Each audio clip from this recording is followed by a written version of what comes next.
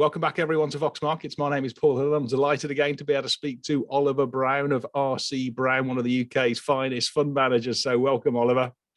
Hi, Paul. Nice to be here again. Yeah, well, we've had a really strong rally on the market so far this year, with a FTSE over 8,000 this morning for the first time ever, largely on the back of sort of like improving economic, jobs and consumer data. So putting all that together, what's your sort of like your broad brush view for equities going forward? Is this a sort of dead cat bounce, or is it a bit more sustainable?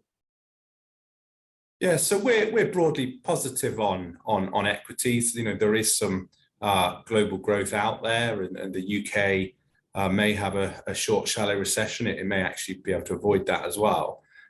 You know, and given what happened in 2022, when pretty much everything fell, then, you know, we are seeing plenty of opportunity for recovery from those falls in 2022, when, you know, everything, as I said, kind of went wrong. There was wars in Europe, there was energy crises, there was, you know, inflation taking off, interest rate rises, and, you know, the outlook is more benign now than that. You know, I don't think there's going to be such major events this year as well. And, you know, ultimately, you know, the UK market is cheap. It's been cheap for a number of years, and if you buy reasonable quality at cheap prices, then over the course of time, you know, you're likely to do pretty well from that. Yeah. And in that sort of like environment of improving, are you going more sort of like the sort of the cyclical industries, or are you sort of staying into the sort of the more sort of like you know, sort of like durable, sort of like secular businesses, or a bit of both? Bit of both. Yeah, I don't like to take sort of a big view. I think there is a place for absolutely having some recovery stocks in there, and, you know, we'll maybe talk later about the banking sector as well. But a bit of both. There has been a bit of a trash rally, some people are calling it. You know, some of the very beaten up stocks that are a bit more highly leveraged have rallied pretty sharply, and maybe that's going to start to come to an end, and we'll get back to perhaps looking at sort of more quality areas of the market. Yeah. Well, one stock that's small cap that's actually fallen quite hard that you've recently bought is Strix, which does sort of like patented KETL sort of like water filtration and I think heating control sort of like technology. And it was a darling of the stock market about 2 or 3 years ago, but it's sort of like has had a couple of problems. How are you viewing that? Is that sort of like a turnaround opportunity? Yes, I mean it's a global leader in sort of the kettle safety control market, and it's got more than a 50% market share in that market. And, you know, it has made a couple of acquisitions in recent years. There was the water filtration business in Italy called Leica, and then last year, actually sort of late last year, it actually bought a company called Billy, which is an Australian business. It's kind of for like your posh kitchens where you got your instant boiling water, right, okay, sparkling, or your instant very cold water. The company that sold this, called Water Logic, was having to sell it on competition grounds. And so Strix were able to actually buy a business that for £38 million that is forecast to do 10 million of EBIT this year. So we think that's a really, you know, attractive multiple to be buying a business on. The company obviously has got a bit of debt, which it's going to reduce, and it has, as you said, it has suffered with sort of the lockdowns in China. But obviously those lockdowns are now you know, coming to an end, and so that should act as a tailwind for them. And, you know, ultimately it's a stock that's been beaten up. It's now modestly valued. It's paying a decent dividend as well. So we do think there is more recovery in it. Yeah, I mean, I was looking at, I can't believe it. It's on a sort of PE of about 8 times. Its net debt to EBITDA is roughly around about 2 or slightly less than 2. And it's presumably got some good pricing power if it controls 50% of the market, doesn't it? Yeah, absolutely. Yeah, it is an economically geared, you know, company. Yeah, there does need to be some economic growth, but there is. Yeah. And people, as they get, you know, it's an emerging market play as well. As people get a bit wealthier, they start buying, you know, things like kettles, and wanting to have a more sort of Western kind of lifestyle. Well, I'll certainly have a look at that, even though I probably don't need another kettle. I think I've got quite a few of those from COVID lockdown. Another one you've been buying is Surface Transforms, which I think is a sort of like a high-end carbon fiber sort of like brake disc manufacturer for the auto. Do you want to take us through this one? Because it's another one which is sort of like, got some good USPs, I guess. Yeah, so this company has got, it's a carbon ceramic disc maker, and it's got some contracts with sort of major OEMs, likes of Mercedes, the likes of Tesla, and its products are in particularly strong demand. With the growth in electric vehicles that are obviously much heavier than petrol and diesel vehicles, anything that can save weight is particularly valuable. So this company is forecast to grow quickly. The demand for its product is there. They have good quality products as well. And, the sales are forecast to grow from around sort of 23 million or so this year to sort of north of 30 million next year. There have been some risks. There are some risks to timings with OEMs because there's always potential for delays in their products, which has nothing to do with Surface Transforms. But they've got good products and there's good demand for them, and now they've just really got to execute. Yeah. No, I would agree. I mean, another one just turning sort of like to all things sort of like healthcare and animal care, sort of like bigger picture, sort of like a large cap stock, GSK. Now, this one's obviously been around for ages, and I think it's sort of around about the same share price as it was about 20 years ago, sort of 14, 15 pounds. But it seems to be sort of like trying to manage a sort of like a shareholder turnaround here under the CEO. Do you want to take us through this one? What sort of attracted to you? I mean, obviously, it's a good dividend player. Yeah, so we've held this stock for many years. And it is, as you say, it's cheap, it's unloved. Obviously, it's spun off its Haleon consumer products business last year as well to focus more on the healthcare side of things. Look, it's growing sales, around the 6 to 8% level. Profits sort of low double digits. It's cheap. 11 less than 11 times exactly, PE. Less than 11 times, got a yield of around 4%. We hold AstraZeneca as well, but its rating relative to that is considerably lower and does look attractive. And there have been activist investors who've been involved in the company and may continue to look to unlock some value. So it is one for the patient investor, but at least I suppose it's paying you in the meantime. I guess it provides a lot of sort of financial ballast for the portfolio, doesn't it? It's sort of like if you're at the bigger end, I mean, this one is sort of like durable, long-term, and gives you plenty of income while you wait. Yeah, absolutely. Yeah. Now, just on the smaller side, Animalcare, this one's, again, come off a lot. I guess it was probably a bit of a beneficiary of all things COVID as people got sort of like, pets and companion animals and this sort of stuff. And I looked at it, and the shares miraculously are about only £2, which is, for a really sort of, it seems to do sort of like drugs and pharmaceuticals for animals, largely for pets, but also for horses and for other sort of like farming animals, I think, and stuff. Can you take us through this one? Because it does seem to have a lot of USPs at a good valuation of just less than 15 times PE, historically anyway. Yeah, so we hold this one in our AIM-HT portfolios, and as you say, it's a pretty stable business. People spend on their pets. The shares, as you say, did underperform quite significantly last year as a sort of bumper effect. So COVID wore off, i.e., people being at home, and basically there was a big pet boom. And as you say, the shares are on sort of a P of 13, 14 times. There's no real debt in the business. It's a stable type business, and we do think of the shares at these levels look a little on the cheap side. Yeah, well, compared to, I think, the giant, the granddaddy in the industry is Saietta, I think, out in the States, and I'm not sure exactly what that's on, but it's about 25 times is on sort of on double. So they might have, but that does sort of drugs for animals and stuff. Now, turning to sort of all things technology, Sondrel, which does basically bespoke chip designs, came out with a pretty good sort of like on track trading update the other day. you want to take us through this one? Because, I mean, I know chips has been sort of like a difficult area in 2022, but frankly, designing new chips, particularly for the new technologies, whether that's be IoT, whether that's EV specific to manufacturers, I mean, that seems to be a pretty good, strong area because everybody needs, sort of better designed chips. Yeah, so as you said, a chip designer for customers in a variety of sectors, such as the automotive, AI, consumer devices. So say you've got a smartwatch manufacturer, and every couple of years you bring out a refresh of the product. Rather than having your own in-house team of chip designers, you'll outsource it to Sondrel.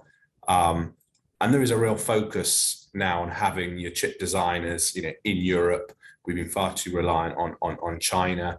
And obviously the supply chain issues that have been in existence as well that have really, really affected, especially the automotive sector. The company is forecast to grow very, very sharply indeed. Sort of 18 million turnover in 2022 to sort of north of 30 next year. They actually IPO'd towards the end of last year. They raised £20 million for expansion purposes, so it's real expansion capital. And the founder and the CEO is in place as well, and it's one of the big shareholders again. So that's something that we like to invest in, where there's a founder who's still very heavily involved in the business and has got plenty of skin in the game. Yeah, that's Graham Curran, is it? I think. Yes. Is that right? Yes. Yeah. Okay. Yeah. Well, I think it's probably suffered. I mean, given the growth is excellent.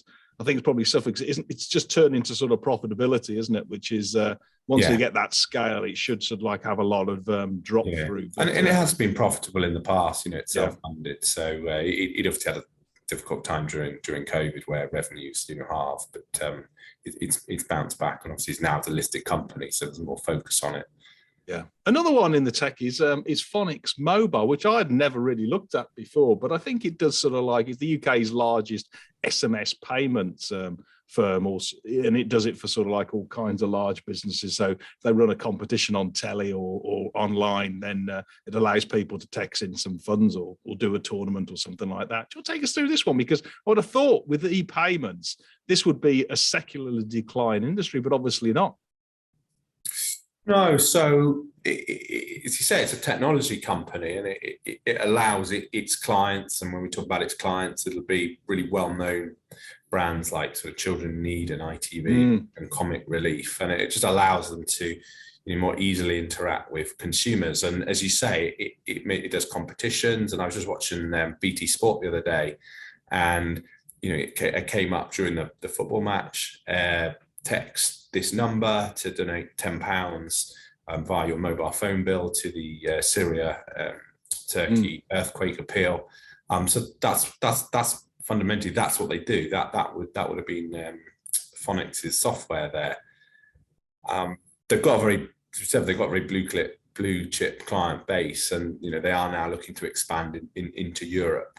And this is a technology company that's not expensively valued. It has had a good run, so they're not as cheap as they once were. They're sort of high teens PE, but it's throwing off cash, 3% yield. And we think there's a bit further to go in it as well, and it may see some bid interest as well. You never know. And has it got growth opportunities outside the UK, given it's got that effectively that moat locally?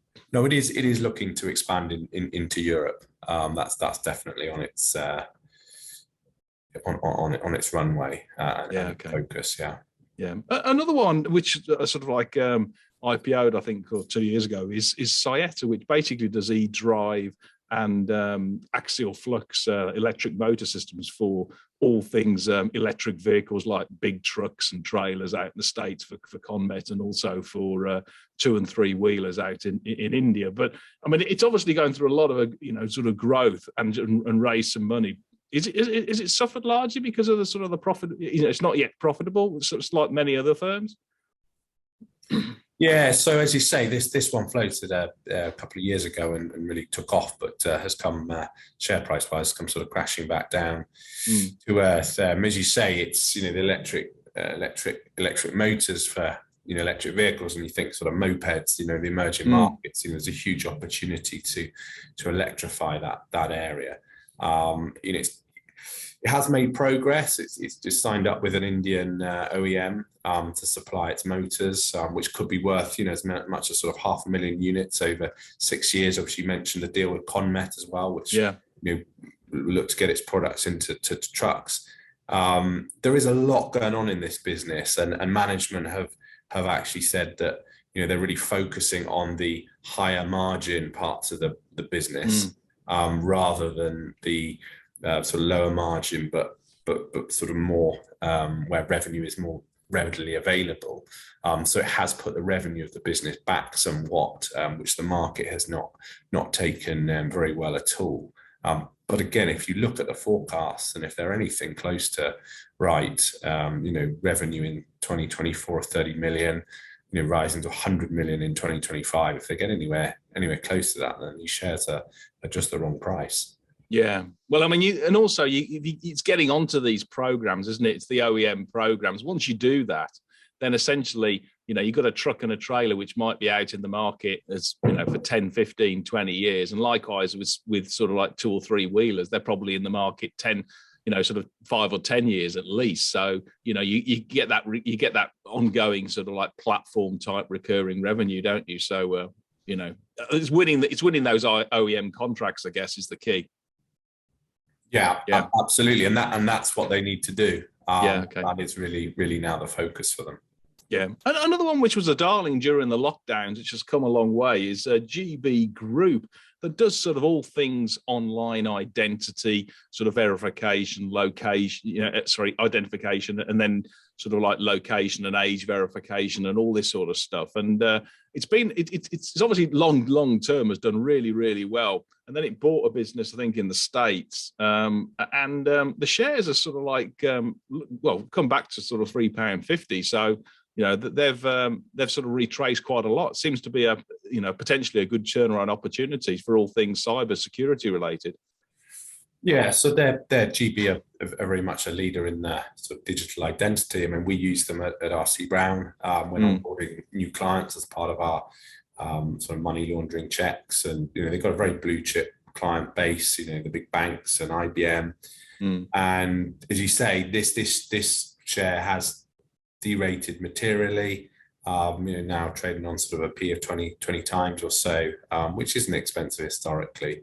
There has been some private equity interest in this business as well, but they actually pulled out. So I think there is possibility of that returning as well if the shares don't improve from these levels. But like many things that we're seeing and talking about, there are a lot of smaller companies and companies on the AIM market that have been so heavily sold off, and it just feels that there is real sort of latent value in parts of the market.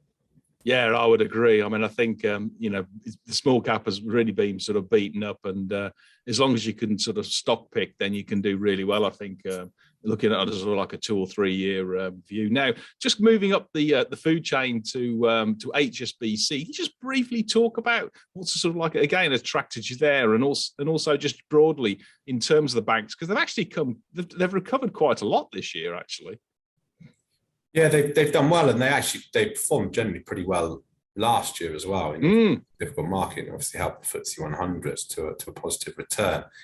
Look, we're constructive on the banking sector.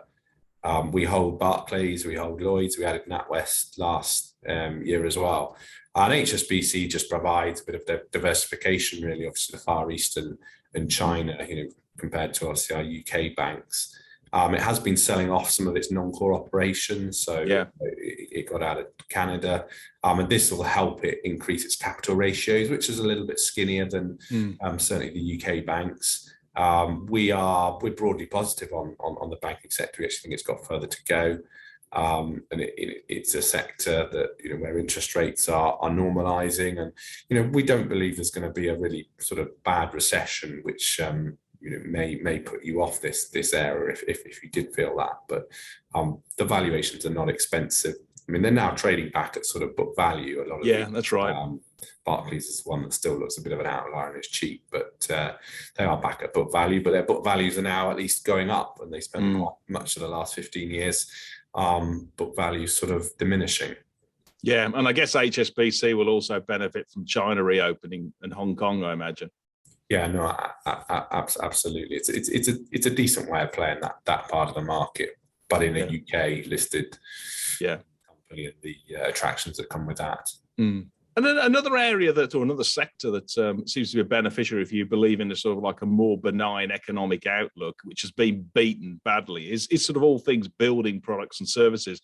And just pointing to, Eneraqua Tech, which I think does sort of like they've got a patented constant flow valve that sort of like helps homeowners and landlords improve the energy efficiency and the water efficiency of things like showers and heating systems and stuff like that. Do you want to take us through this one? Because it seems to have something pretty unique, actually.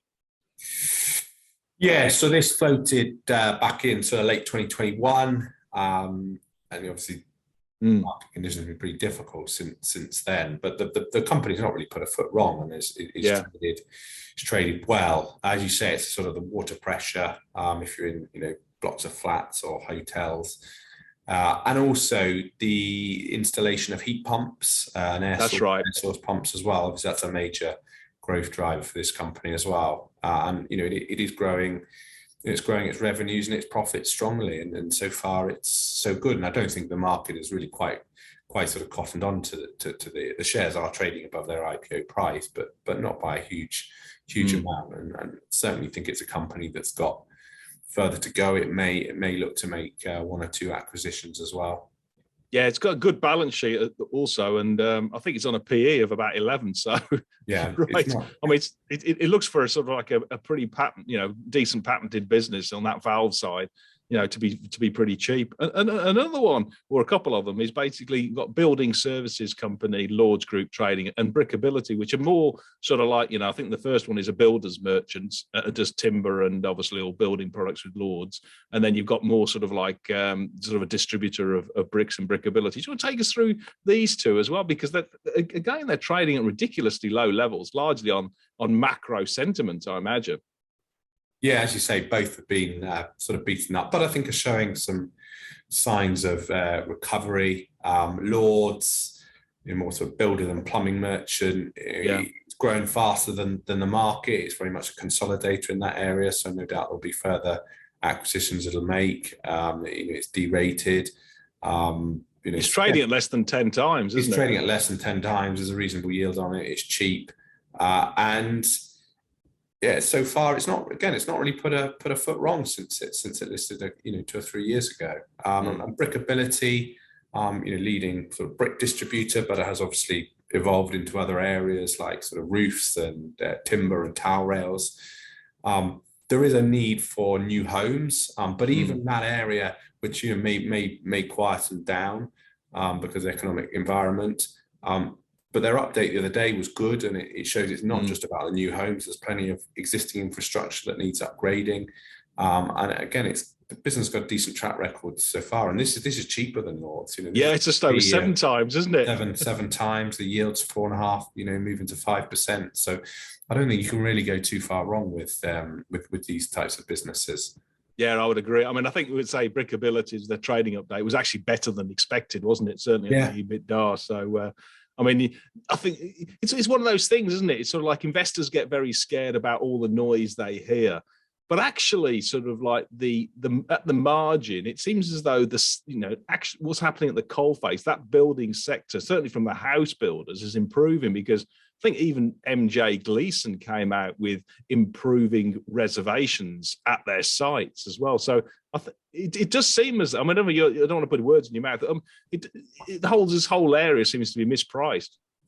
Yeah, it does, and obviously employment is still high as well. So that's what would worry you if employment was going, unemployment was going through the roof, and people losing their jobs. And of course, their habits will change. But whilst people have got employment, there is inflation, and people's purse strings are tight, but people are seeing pay rises come through, and people will always want to look to improve the house that they got, or perhaps move to a new house.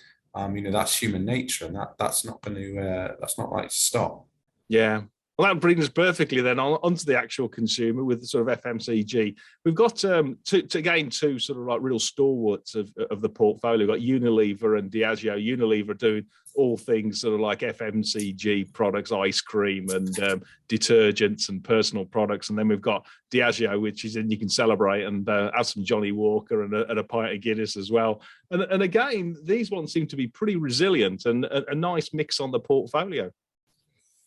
Yeah, so they're sort of mega caps. We like to have a portfolio that is spread across different market capitalizations, different sectors, and Unilever and Diageo fit into that as sort of mega caps with good global exposure. And Unilever in particular has got good emerging market exposure. Both have got great brands.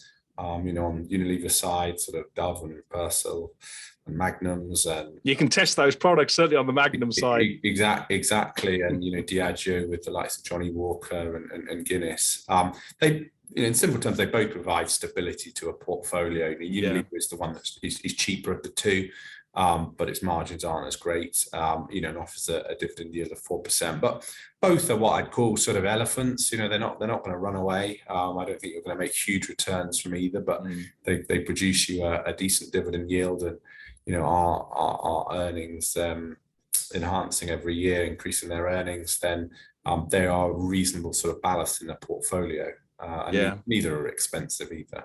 Yeah, and it was actually quite interesting. I know it was probably a different world of really cheap money, but Warren Buffett's outfit had a shot at Unilever, didn't it, a few years ago? Then pulled it back, even though Unilever is a sort of 120 billion pound business. So you're right; it's a unique asset, which is something that is always going to provide resilience of pricing power in the actual portfolio. And people like brands as well, and even in a downturn. We're still seeing people are sticking to their brands by and large, and these two definitely fall into that category. Yeah, another one with a really strong brand, which is coming up. It was gone through a bit of a sort of like through the ringer, I guess. Is Hotel Chocolat, which again was a bit of a lockdown darling, but has actually sort of stumbled and but came out with an encouraging trading update over Christmas. Do you want to what's the latest on this one? Yeah, so. As you say, it's a consumer stock that got rather beaten up last year when they pulled out of their joint venture in Japan, which really kind of did spook the market because this was seen as more than just a UK play. Interestingly, at their latest update, they're going to have another crack at Japan. They found a new business partner there. There's a new tie-up, and they've got 20% in the stake in the JV. And they'll get some royalties from that. It's a lower risk way of going into an overseas market. So we'll see how that develops. As you say, the trading update in over Christmas was good. They're trading well. They're still selling plenty of their velvetizers. Yeah, that's it. Exactly, which are sort of premium products. Have you tested that one? I own one, yes. I do. Oh, okay. What's it like? Good. Yeah, it's very good. It's very good. Yeah, but limit yourself to one a day, I think. Yeah, I can imagine. So, so that product's gone really well as well. And there is an element of going back to basics with this business. They have realised, they've cut some costs, and they've definitely now greater focus on improving their margins. What it is, though, is a really good brand and a recognised brand and a strong brand, and the business has got net cash as well. So, we think there's reasonable scope for some recovery going forward. And there's good margins on this business. They charge good money for their chocolate. Yeah. One area with sort of like branded retailers is sort of inventory control, and have they seen that sell through? Sort of like any inventory? Is that excess inventory? Has that come through the pipe now? Is it being sold through? Yeah, that seems to have been okay. They seem to have that under control. So that's not a major worry for us. You can always sell off your chocolate. Yeah, true. At decent levels, even if there are some lines that haven't shifted quite as well. But they know what they're doing, these guys. Yeah, no, a few discounts to my daughters, and they'll chomp through that, no problem. Yeah. Then finally, on the consumer side, Supreme, which is a bit of a winner, I think, on the vaping side, and continues to be. Again, it's pretty cheap still, sort of less than 11 times. I know it does other lines. Do you want to give us the latest on this one? Yeah, so it's few different parts to its business. It's got the batteries, which is a real steady Eddie part, the lighting division, the vaping, and then a sort of a small but growing sports nutrition business. That's right, yeah. Its big customers are really the discounters, so the likes of B&M and Poundland. Did have a bit of a wobble last year in its lighting division, where there was just quite a lot of customer destocking, but that seems to have now sorted itself out and passed through. It's the vaping bit which probably gets the market most excited. That is now the largest part of its business, and that continues to trade well. You see people vaping everywhere. There may be some more acquisitions that they make in that area as well. And as you say it time and time again, the stock is cheap. A stock on sort of 10 times. This is never going to be a very, very highly rated business, but 10 times just feels too cheap for us. Yeah, particularly with that secular trend. I mean, you just say you see so many people who are vaping all over the place. So it seems to be a bit of a craze. Now, one area that did really well last year, and I think it was probably the strongest sector, was energy and oil and stuff. And then I see you've got sort of Shell in the portfolio, which again is another great dividend play and now a sound balance. Do you want to take us through your sort of like latest view on all things sort of like, energy and oil and gas, related? Yeah, so as you say, the Shell's results were very strong, as were BP, which we also hold. For obvious reasons, the oil and gas prices are so high. Profits up, dividends are up. As you say, still a decent dividend yield on this. And Shell also announced a bounce back. A buyback as well. Yeah, share buyback, and they're going to look to continue to invest in the transition to cleaner energy, because there is a lot of focus on that and a lot of political pressure as well, and we need to do that. And we just think it's important to have exposure to this part of the market. Many didn't last year, and that really would have been unhelpful for their performance. Yeah, I didn't. So it was for me as well. Yeah, and we just think these are big, well diversified, obviously FTSE 100 companies that were paying us to wait in any event, and perhaps hadn't performed all that well, but they have really taken off, and we continue to want to hold these businesses as well. I would, and also I would have thought, I did see the IEA forecast for sort of like the balance between supply and demand at the global level, and it reckons with China coming back in the second half, then you're going to see, and increased aviation travel, you're going to see demand exceeding supply. So that should put a big flaw. The only wobble, and you can never tell, is basically if there is ever a ceasefire in Ukraine and Russia and they resolve that. But it's difficult to call you. I mean, that's something you can't control, isn't it? Really, that's a binary event. And also, even if there was a ceasefire tomorrow, it's going to take some time before Russian gas and oil comes back onto the market. I mean, that could be a decade away. So, I wouldn't be too much worried about it. It'd obviously be a good thing for your other portfolio stocks, as well as markets. But unfortunately, it does look like that situation is rumbling on, sadly. Yeah. No, and I think you raised a really good point, actually, in terms of diversification, because it's something you can't control. It's a binary event. And if it does happen, either there's a Ukraine-Russia ceasefire, then the rest of your portfolio will do pretty well. So it's sort of like you're hedging your bets for something that it's a good policy, basically. You win both ways. And the demand will still be there, as I say.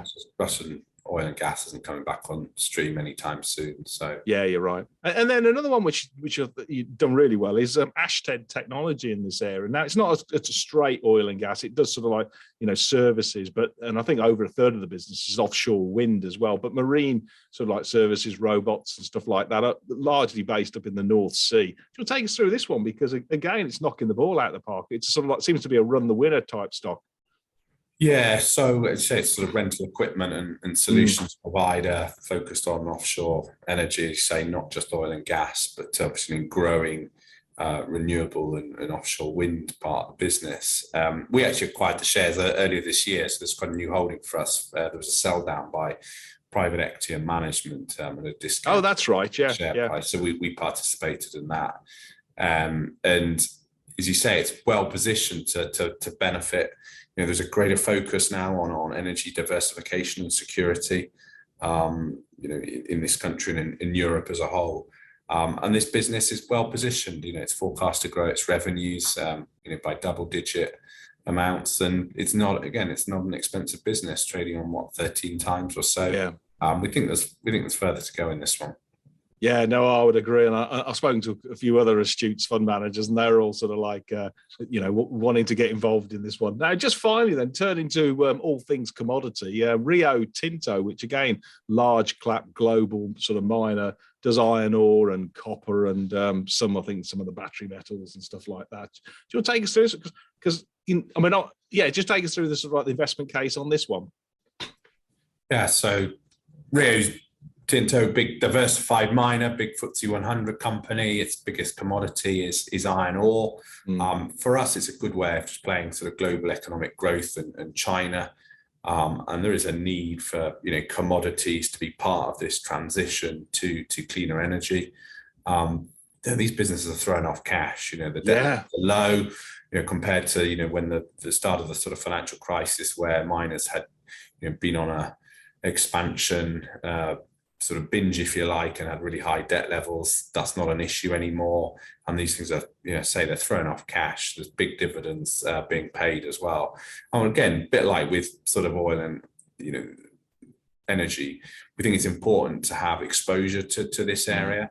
And again, being a UK investor, it's not difficult to get exposure. You've obviously got BHP, which is listed. You've got Rio Tinto. We also hold Anglo American as well.